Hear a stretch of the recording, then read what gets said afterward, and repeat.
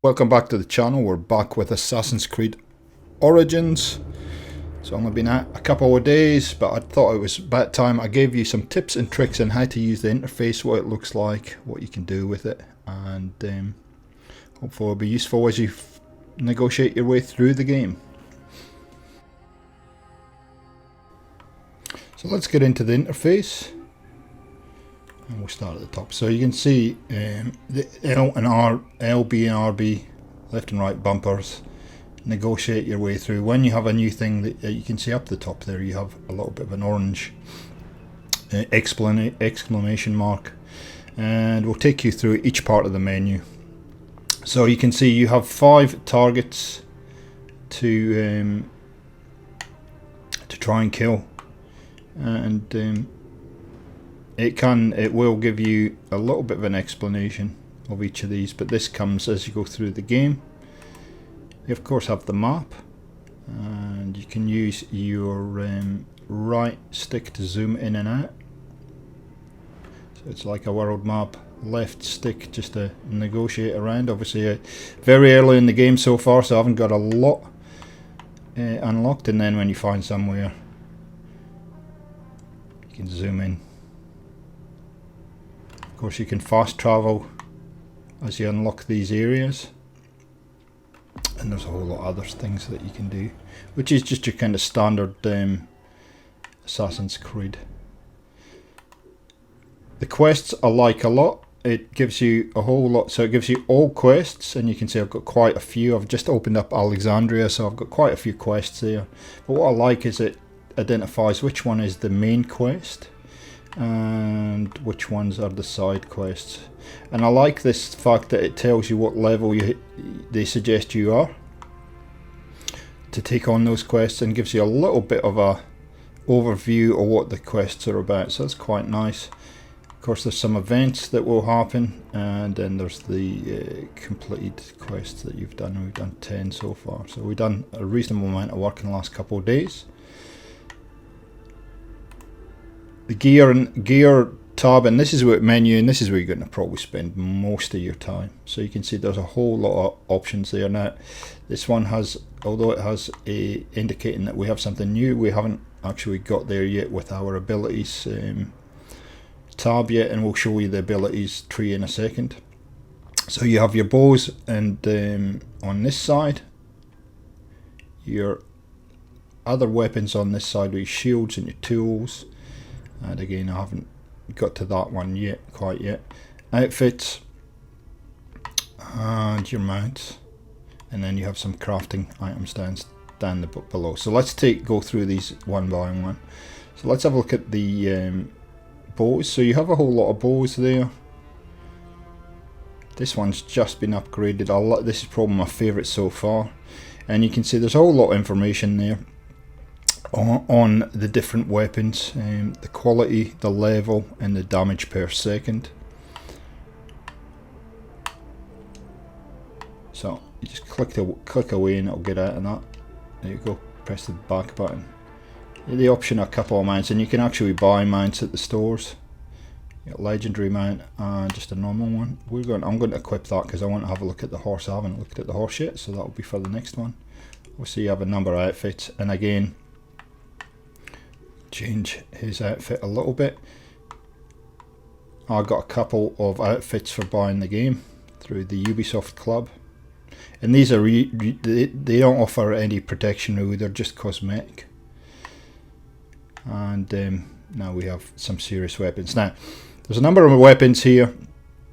You can see they're different colours. There's blue, purple, and then there's gold. Gold are legendary weapons.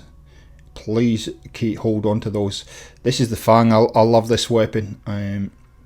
It's a sickle sword, and I've actually just upgraded it to the level I'm on, level 7. Purple are rare, and you can see on these weapons as well, you can see that it's quality 26, 87 damage per second, but it also has a number of attributes attached to it, and with the legendary weapons you will get 3 attributes. So you're bleeding on hit, critical hit damage, and poison, whereas if you go down to the rare weapon there's only 2, and these will change by the type of weapon, and then on the kind of normal weapons, common weapons, there will only be one. And you'll notice below the box there's a little bit of a description, and then under that there's equip or dismantle. And when you dismantle these, it actually gives you, it will break them down and put all that kind of different crafting things into your inventory. And I've done that. So if you don't want these weapons, there's two things you can do. You can either sell them or you can break them down, and it'll give you some inventory items and crafting items. There you go. Same with the shields, same thing. You see the shield has 3 and 2. I need to upgrade that shield because it's only a level 1. You see, these are level 4s. You have tools menu. I only have sleeping darts at this point, but you can purchase those at the shop. And what I like about it, it tells you what you have to press to equip these. And then you have these crafting items, and these are real interesting. So we'll go through them. So there's a quiver, stabilizing glove, and I've just upgraded that, so I've increased the ranged damage. And you can see clearly it tells you what materials you're going to need and how many you're going to need to upgrade to craft those. So once you've got those materials, you can just hit the A button and it will update those.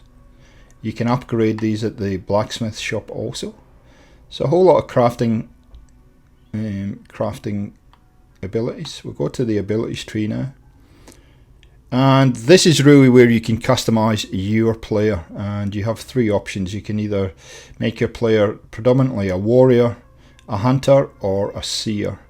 And I think warrior's pretty self-explanatory. Hunter is more of a stealth character, and there's a whole lot of attributes. Once you get ability point, this is where you spend them, and you can build your character. And I think that this is all. The seer is also much more aligned to a stealth character actually. Yeah, there's poison darts. So there's a whole lot of options there, and it gives you a little window, shows you what happens with them. And that's probably where you're going to spend your time. You got to spend your time thinking about